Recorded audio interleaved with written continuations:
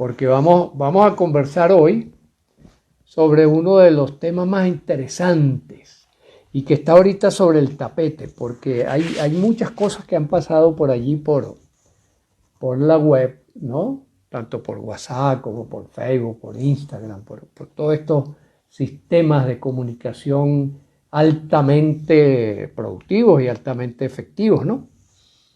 Donde dice, por ejemplo, hay uno que recuerdo recientemente que mandaron por allí que decía: lo único que crece en coronavirus es la talla. ¿Mm?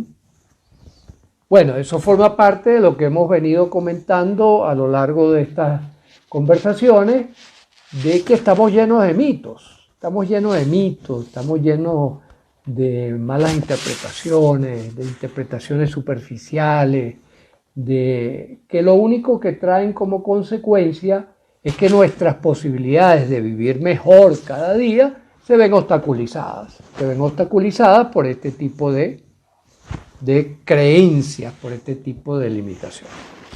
Entonces, hoy vamos a trabajar un poco esto.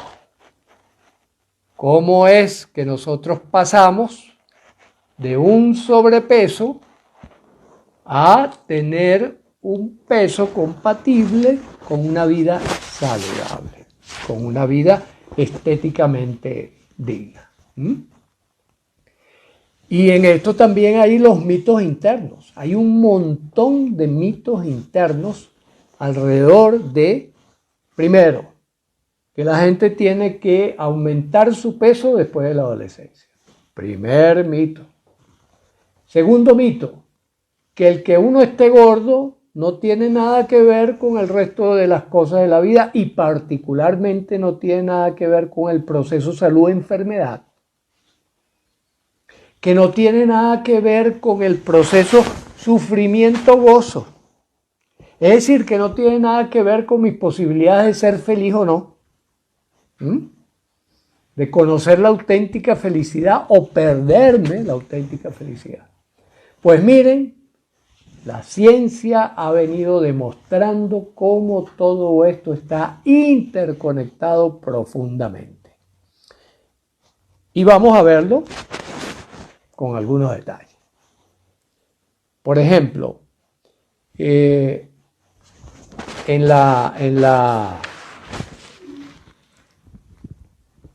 cuando nosotros tenemos un sobrepeso, significa que nosotros cargamos una maleta adicional de grasa, fundamentalmente, una maleta adicional, que esa maleta tiene tantos kilos como los kilos que fisiológicamente le sobran a tu cuerpo para sostenerlo cotidianamente. Por eso es que muchas veces vemos, ¿verdad? Se traducen problemas de rodillas, ¿no? Desde el punto de vista ya de físico, de alineación física, ¿no? Desde el punto de vista de alineación física se traduce en un desalineamiento de nuestro cuerpo, una sobrecarga de nuestras articulaciones, especialmente de las articulaciones de las rodillas. Y por eso es que usted termina en el traumatólogo. Y el traumatólogo le opera las rodillas, ¿ya? Es decir, le termina de destruir lo que fisiológicamente está diseñado como amortiguadores, le instala, en el mejor de los casos, unos amortiguadores artificiales y lo vuelve a mandar para su casa. Y le recomienda, mire, usted tiene que bajar de peso. Pero hasta allí. Pero, por ejemplo, no tomamos en cuenta, y sigo hablando desde el punto de vista estrictamente corporal, que ese sobrepeso también te desvía la columna vertebral. Y al desviarte la columna vertebral, te desvía la médula, ¿verdad? La médula espinal, que es parte del sistema nervioso que dirige las operaciones que usted va a experimentar en su cuerpo. Por lo tanto, empiezan dolores que pueden estar en cualquier lado. Puede estar en una costilla, puede estar en el tobillo, puede estar en la nalga, puede estar en la misma espalda. Y como lo seguíamos viendo por especialidades, entonces Si me duele la pierna, voy donde el cardiovascular a lo mejor, ¿no? Y eso significa una pérdida de tiempo, una pérdida de energía, un desconcierto frente a lo que realmente está ocurriendo. Eso por esa parte. Después tenemos los efectos sobre nuestro metabolismo. El metabolismo es la fabricación del cuerpo, la fabricación de la piel, la fabricación de los tejidos, la fabricación de las células. ¿Y qué es lo que estamos haciendo? Esos depósitos de grasa, ¿en qué se convierten? Se convierten en depósitos de tóxicos y venenos que hemos absorbido, comido, etcétera, etcétera. Es la otra parte. Además, enlentece el tránsito intestinal y por lo tanto tiendo a retener lo que me sobra de lo que comí, que es algo más del 95% de esa cantidad, ¿verdad? Y eso también sirve como fuente de tóxicos y venenos para el organismo. Entonces fíjense todo lo que está implicado en un sobrepeso, ¿ya? De hecho, en las clasificaciones tradicionales médicas se habla de obesidad leve, obesidad moderada y obesidad mórbida. Cuando mórbida es cualquier sobrepeso. Lo que pasa es que como no teníamos suficiente desarrollo de conocimiento de lo que acontecía en detalles minuciosos, genéticos, epigenéticos, bueno, esperábamos a que la gente se quejara para considerar que estaba enferma. En la medicina ultramoderna ya hablamos, cuando usted tiene sobrepeso ya usted está enfermo, ¿ya? Lo que pasa es que todavía no se ha manifestado en los niveles en que usted se dé cuenta y se den cuenta los demás. Pero el solo hecho de tener 1 kilo de sobrepeso ya indica que usted está en el camino del sufrimiento, de la enfermedad, de la amargura, de la destrucción. Está poniendo un granito de arena de ese lado. Depende que ponga también del otro lado, usted se va a sentir bien o no se va a sentir tan bien. De tal manera que a esto le añadimos otro aspecto más importante, clave todavía, porque tiene que ver con la dinámica. ¿Por qué engordamos? ¿Ya? En primer lugar, engordamos porque tenemos genes patógenos de obesidad activos, abiertos.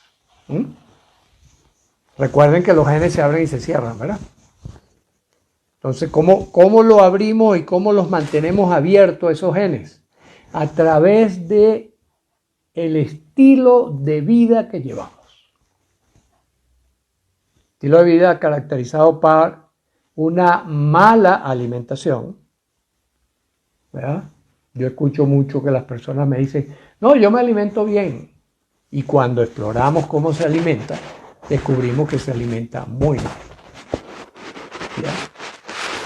Advierto, estos son descubrimientos recientes del campo de la medicina, del campo del proceso salud-enfermedad. Por lo tanto, la mayoría de las personas todavía lo desconocen. Y cuando digo la mayoría de las personas, me estoy refiriendo también a los profesionales de la salud. Desconocen los descubrimientos, ¿verdad?, que apuntan a que una buena nutrición tiene que ver con, primero, propósito. Segundo, cuidado. Tercero, mantenimiento. Y cuarto, reparación oportuna. Es lo que estamos llamando los 4 pasos. Los 4 pasos que nos pueden llevar a una vida plena, a una vida de auténtica felicidad. Entonces, cuando nosotros nos da hambre, ¿verdad?, es un aviso que nos está dando el cuerpo de que necesitamos suministrar energía a nuestro organismo para que funcione adecuadamente. Es decir, que necesitamos gasolina, que nuestro vehículo necesita gasolina, ¿ya? Eso es lo que es el hambre. Ahora bien, ¿qué ocurre en nuestro mundo occidental? ¿No? En nuestro mundo occidental ocurre que nos hemos acostumbrado a comer como un acto social y como un acto de satisfacción, de disfrute, de placer. Y no como lo que auténticamente es, como una denuncia, como una demanda, como el indicador de la gasolina del carro que está diciendo, bueno, estoy empty, estoy en rojo, búscate una bomba de gasolina. ¿Mm? ¿Por qué? Porque ¿qué es lo que necesitamos de esa bomba de gasolina? Depende de la edad. Y aquí viene el mecanismo interesante de todo esto, ¿verdad? Cuando nosotros estamos pequeñitos, tenemos una altísima demanda de gasolina constantemente. ¿Por qué? Porque estamos en pleno crecimiento. Ese carro está creciendo, ese carro está desarrollando más velocidad, ese carro está recorriendo más territorio. Por lo tanto, necesita más gasolina, con más frecuencia. ¿Ya? Ahora, pasa una primera etapa, como hasta los 2, 3 años, y se aplana un poquito la curva. Por eso el niño pierde el apetito. Hacia los 3 años, el niño, su apetito disminuye. Entonces los padres occidentales decimos como error, está perdiendo el apetito, ¿qué pasará? Vamos a darle vitamina, vamos a darle estimulantes del apetito. Error garrafal. Porque él lo que está diciendo es, ya no tengo la misma demanda de gasolina, por lo tanto ya no tienen que ponerme gasolina cada rato. ¿Ya? Pero no, le damos más y entonces ¿qué ocurre? Que su cuerpo automáticamente se acostumbra a ingerir más de lo que necesita. Como está creciendo, no le vemos tanto el gordito, aunque hay algunos niños que sí, ¿verdad? Que tú ves que empiezan a engordar. Ahora, cuando viene la adolescencia, viene el otro pico brutal, porque viene otro estiramiento gigantesco. Por eso es que los padres dicen, wow, la nevera dura 2 días con un adolescente. Y no engorda. Claro, ¿cómo va a engordar? Porque él está consumiendo, está quemando eso. Pero ¿qué ocurre? Que se acostumbra a comer en esas cantidades. Entonces, por el principio del placer y por el principio del compartir socialmente, llegamos y entonces vamos valorando más la comida. Entonces, mientras más comes, mejor y más saludable. Un mito.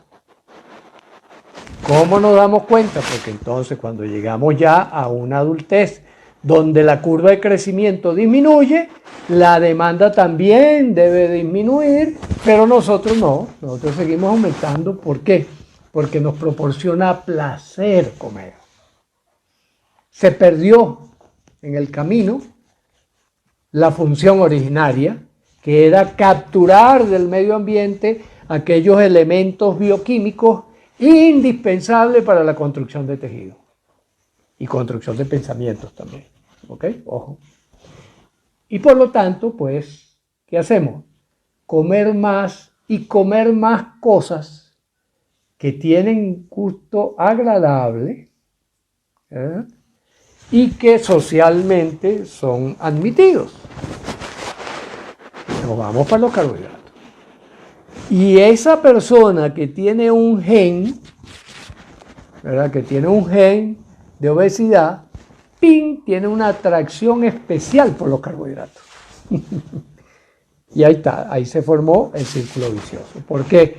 Porque si hay alimentos que tienen pocas sustancias indispensables para nosotros seguir viviendo, son los carbohidratos. Los carbohidratos son para quemarlos inmediatamente, ¿ya? Los carbohidratos son para crear reservas en el hígado únicamente, que sirva para momentos en los cuales tiene una alta demanda. Por ejemplo, acostumbran los maratonistas, los grandes maratonistas, los que corren maratón de Nueva York, Bruselas, etcétera, etcétera, 40 kilómetros, cosas así por el estilo, acostumbran meter una dieta con muchísimo carbohidrato, ¿no? Pero a su vez también se entrenan y están gastando buena parte de esa energía, pero están acumulando también en su hígado reserva para poder aguantar, ¿verdad?, la producción de la glucosa necesaria para poder aguantar 40 kilómetros. Son casos especiales. Por eso ustedes ven, esos maratonistas son flaquitos, a pesar de que, bueno, cuando se están preparando 2-3 meses antes del maratón, se meten un plato de pasta gigantesco todos los días, etcétera, etcétera. Pero ¿qué es lo que están creando? Esa reserva hepática, no periférica, no en el tejido intestinal ni en el subcutáneo, que es donde fundamentalmente le encanta a la grasa crecer. ¿Qué es la otra cosa que ocurre? Que cuando yo consumo mucho carbohidrato, consumo una grande cantidad de carbohidratos, pues el hambre se me apacigua por un mecanismo físico, la cantidad de sustancia que tengo en el estómago. ¿Pero qué va a absorber de allí? No va a absorber nutrientes. Va a absorber más bien productores de grasa. Y centro favorito de los tóxicos y venenos que capturamos por allí, ¿no? Por lo tanto, entra en un círculo vicioso. A las 2 horas está muerto de hambre. ¿Por qué? Porque a las 2 horas el organismo llega y dice, hey, ¿dónde está mi cobre? ¿Y dónde está mi hierro? ¿Y dónde está mi selenio? ¿Y dónde está mi aminoácido? ¿Y dónde está el triptófano? ¿Y dónde está así sucesivamente? Nada de eso está en los carbohidratos. Entonces vuelvo a experimentar hambre. ¡Wow! ¿Pero qué le pasa a este señor? Increíble, hace 2 horas que comió y ya tiene hambre otra vez. Claro. No se alimentó. Comió, pero no se alimentó. ¿Ya? Y el efecto psicológico, ¿cuál es? La zona de confort. Entonces yo me voy acostumbrando a esto.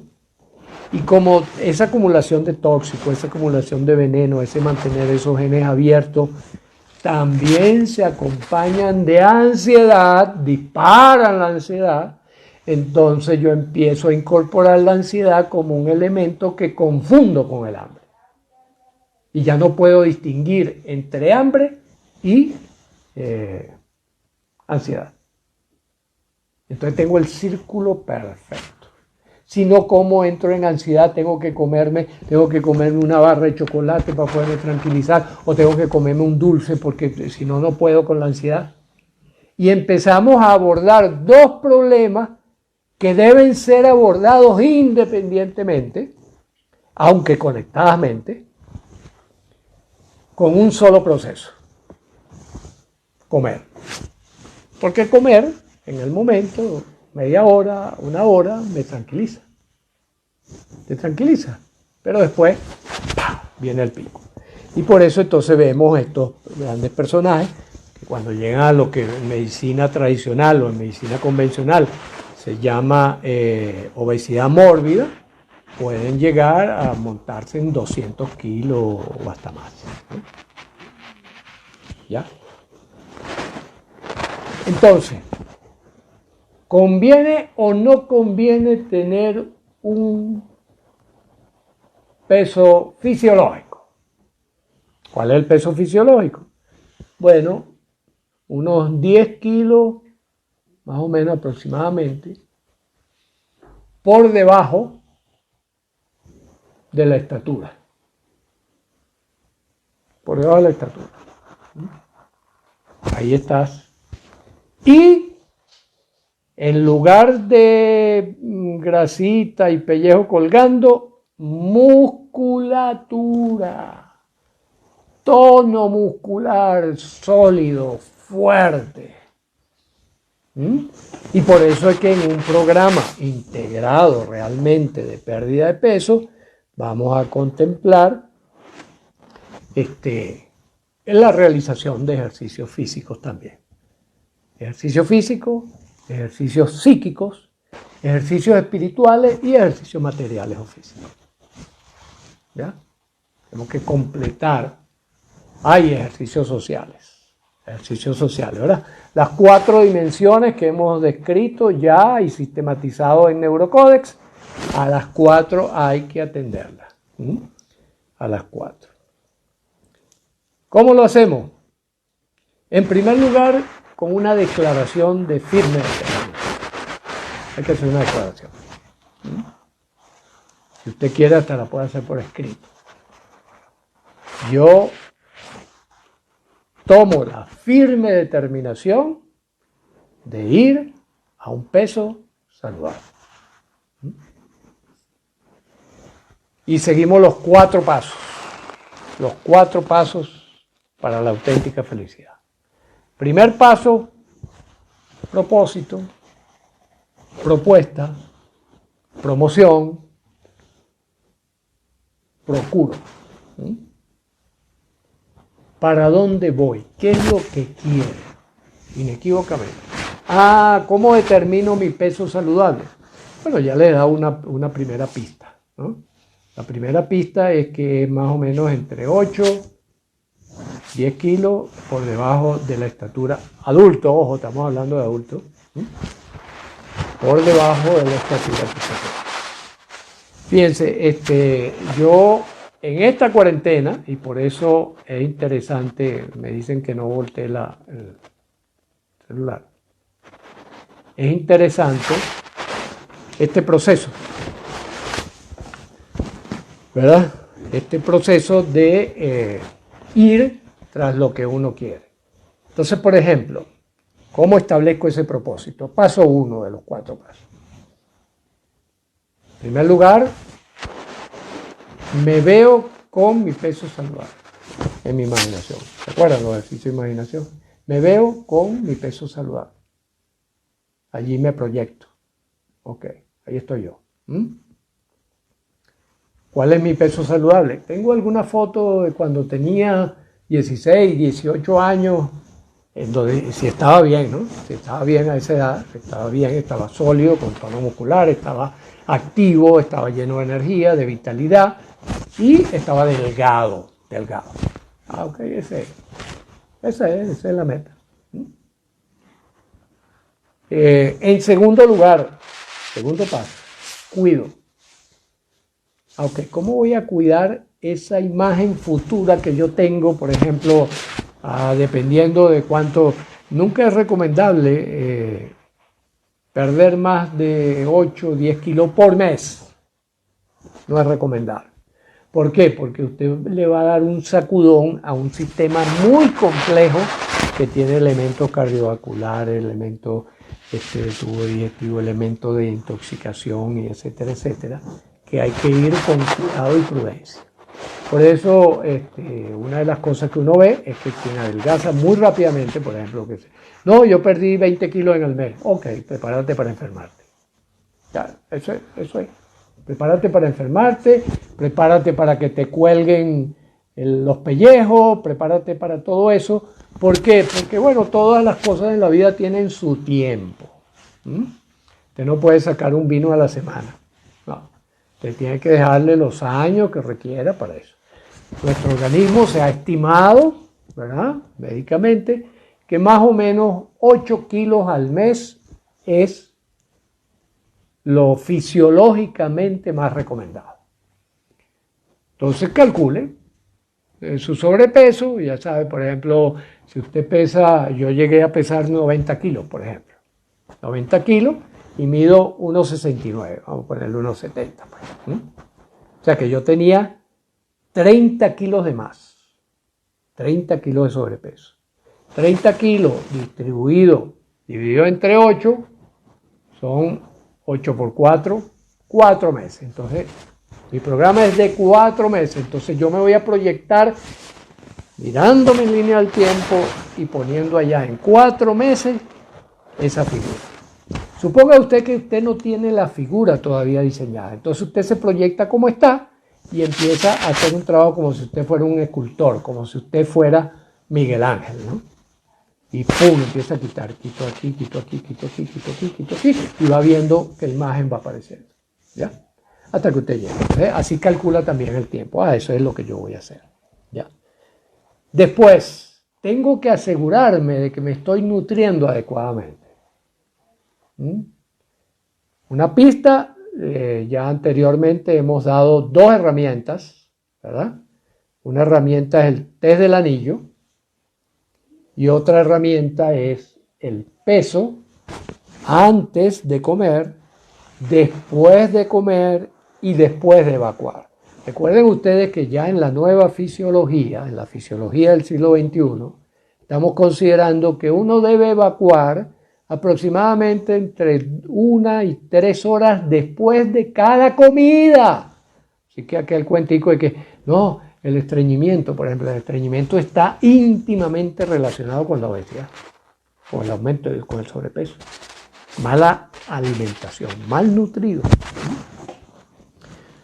Porque cuando usted se alimenta bien, usted va a acelerar el trabajo del tubo digestivo y hay un reflejo natural que es que después de, sí, un ratico después que usted come, dan ganas de evacuar. ¿Ya? Que tenemos que hacer ajustes laborales, familiares. Bueno, sí, si quieres realmente vivir la auténtica felicidad, tienes que seguir el camino de la auténtica felicidad, no vas a seguir el camino del auténtico sufrimiento, ¿no? Entonces es lo que hay que hacer ajustes. No creo que haya todavía algún trabajo, eso de la época esclavista, donde te impidan ir al baño, ¿ya? Pero, no sea así, eso está en la época esclavista, eso no es auténtica felicidad, eso es auténtico sufrimiento. Ok, el peso. Entonces nos pesamos antes de comer, después de comer, y entonces ahí vamos a ver un diferencial. 300, 500, 700, dependiendo de cuánto hayamos comido, vamos a ver que hay un diferencial importante de peso. Después de evacuar, yo debo volver al peso original antes de haber comido. ¿Ya? Debo haber vuelto a ese peso. Y después, las calorías excesivas que consumí, las debo quemar. ¿Cómo las debo quemar?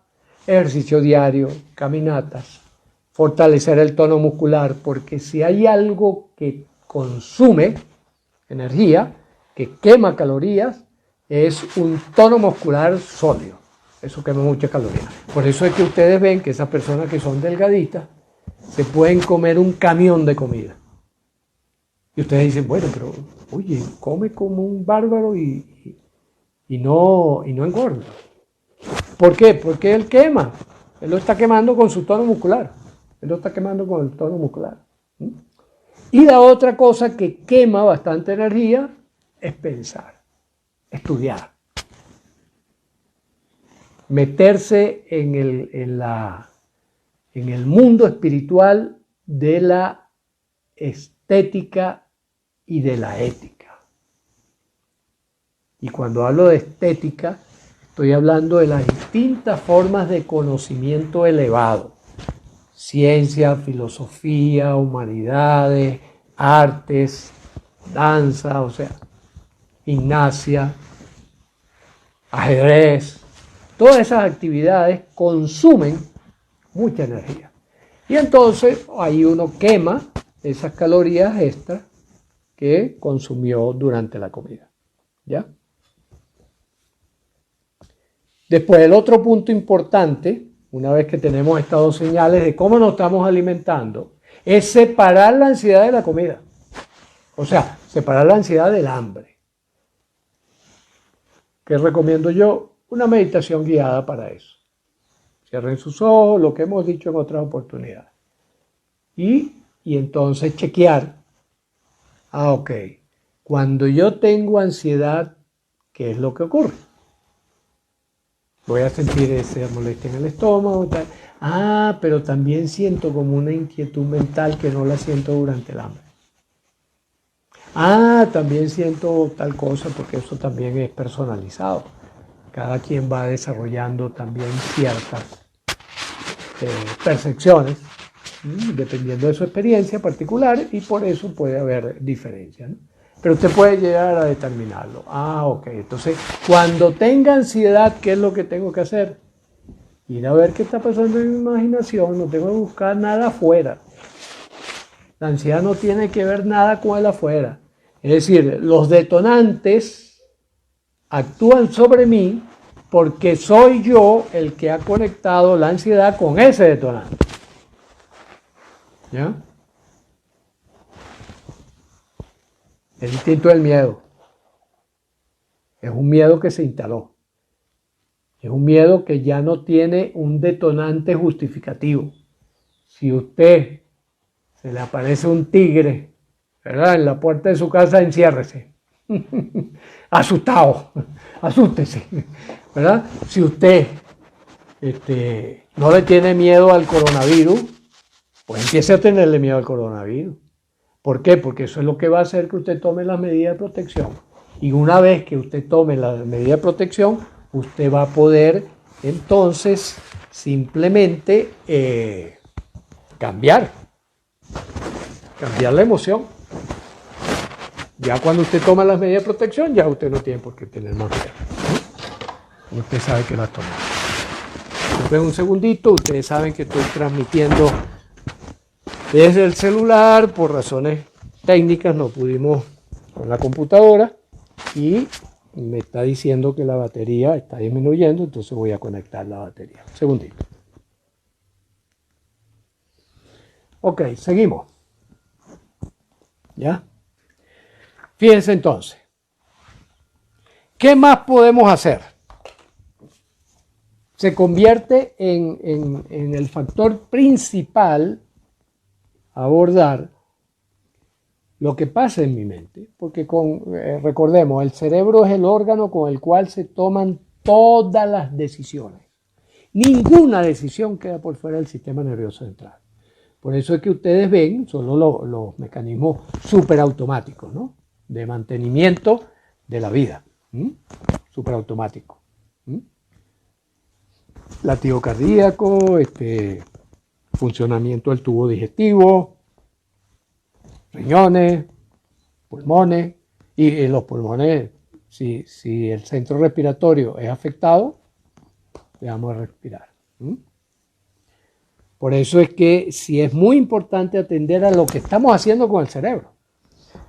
Romper esta alianza entre ansiedad y hambre en primer lugar, y después hacer sugestiones. ¿Ya?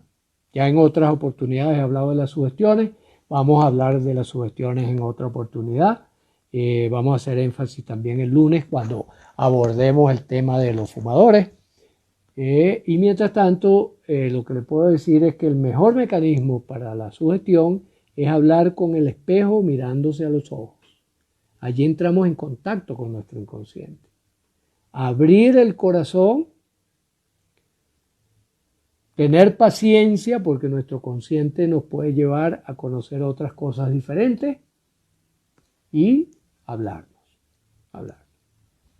Si nosotros además de eso aprendemos el truco de la salivación, o sea, de construir una saliva fluida, transparente, tenemos un indicador preciso de que en ese momento estamos en estado alfa, que es cuando nuestro inconsciente nos escucha.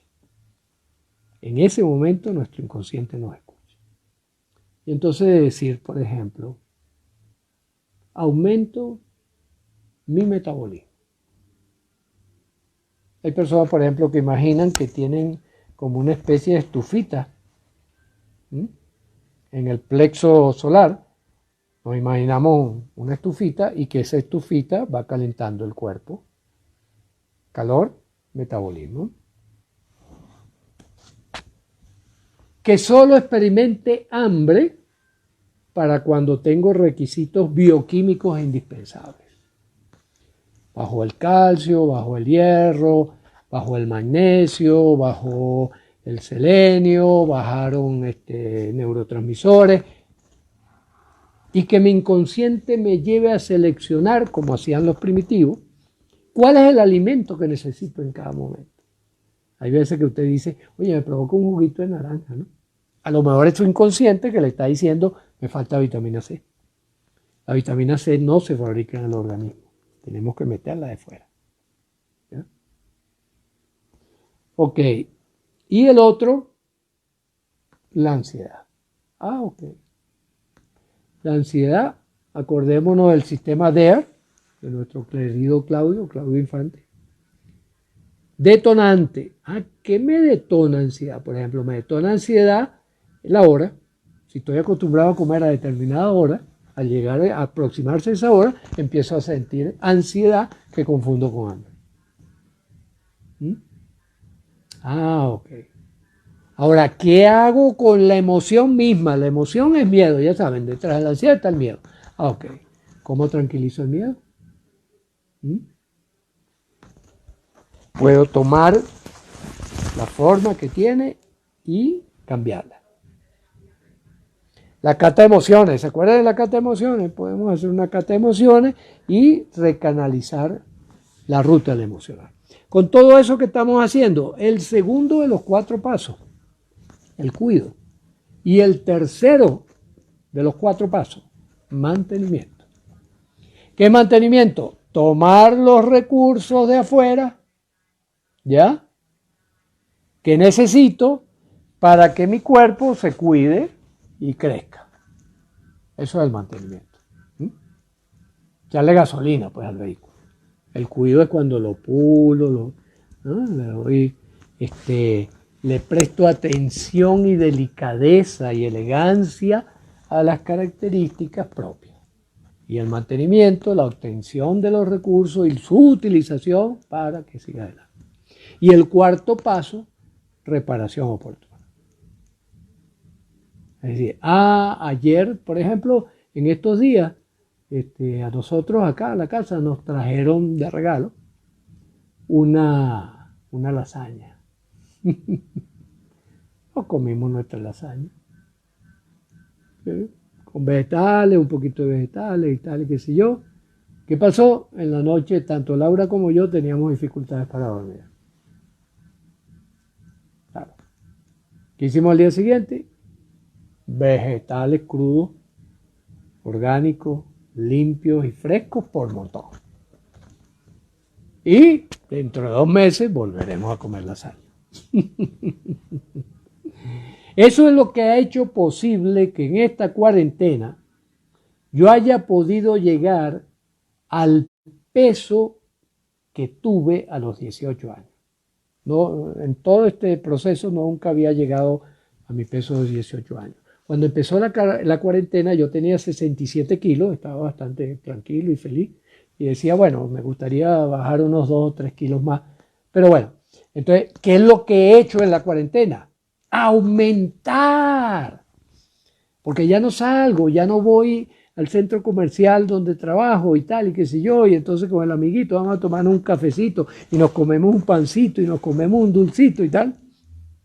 Como no estoy haciendo nada de eso, y estoy haciendo más tiempo de ejercicio físico, y estoy más dedicado a la actividad intelectual, y estoy en el voluntariado, y estoy metido en 20.000 cosas, estoy consumiendo más energía. Resultado, antes de ayer me pesé y estaba en 64 kilos, que es el peso que yo tenía a los 18 años. Ahora, ¿con qué se acompaña eso? Con la energía que tenía a los 18 años. No sé si ustedes lo ponen en duda, pero para mí es evidente la energía, la vitalidad y la capacidad resolutiva que tengo en este momento. Lo comparo con los 18 años y digo, tengo tanta energía como a los 18 años, tengo más capacidad resolutiva, tengo más inteligencia, tengo más conocimiento, conozco más de los recursos y los puedo utilizar con más precisión y seguridad. Bueno, ahí lo tienen. La pregunta inicial: ¿es absolutamente necesario que aumente de peso en el coronavirus, en la cuarentena? La respuesta contundente es no. Y no solamente que es no, que es una excelente oportunidad para yo fortalecerme, para yo seguir en el camino de la auténtica felicidad y poder lograrlo plenamente. Así que, queridos amigos, un abrazo y seguimos.